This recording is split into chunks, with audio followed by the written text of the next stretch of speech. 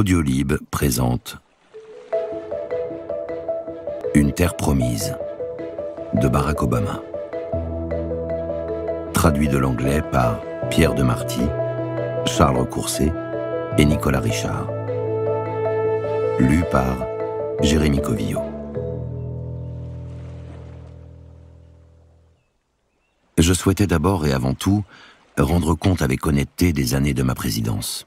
Pas seulement évoquer les événements historiques qui avaient jalonné mes 2 mandats et les personnalités importantes que j'avais côtoyées, mais également raconter certains vents contraires, politiques, économiques et culturels, qui avaient défini les défis à relever par mon gouvernement, et les choix que moi-même et mon équipe avions faits en conséquence.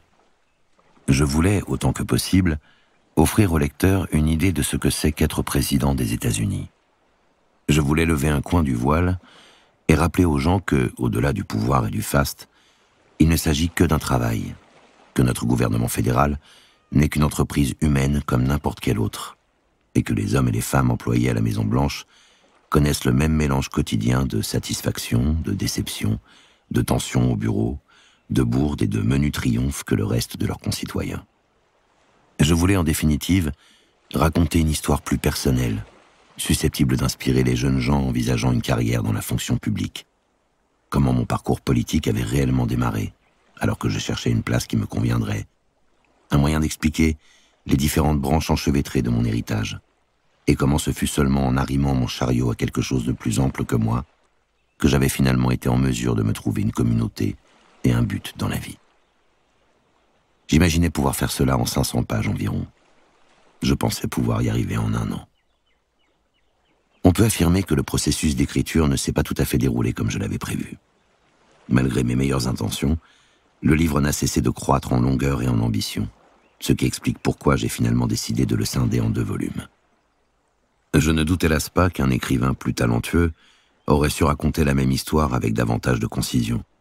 Après tout, mon bureau privé lorsque j'étais à la Maison-Blanche jouxtait la chambre Lincoln, où se trouvait un exemplaire sous verre des 272 mots du discours de Gettysburg.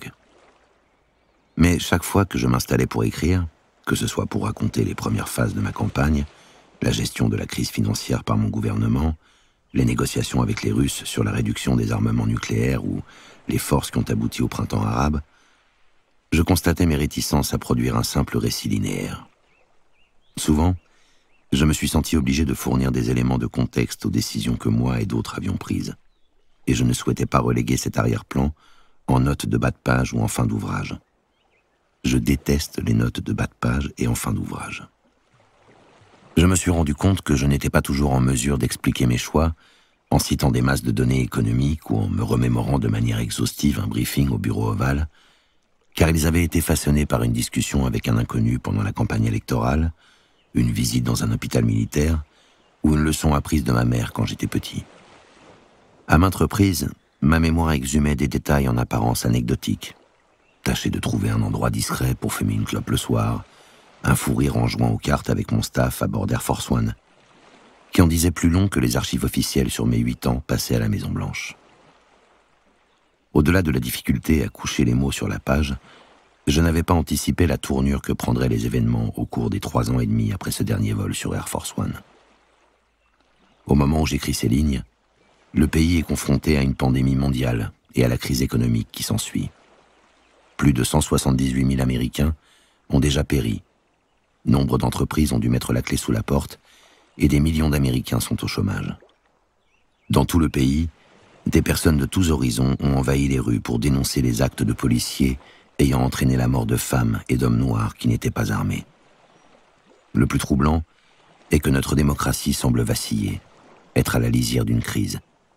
Une crise qui s'enracine dans la lutte entre 2 visions fondamentalement opposées de ce qu'est et devrait être l'Amérique.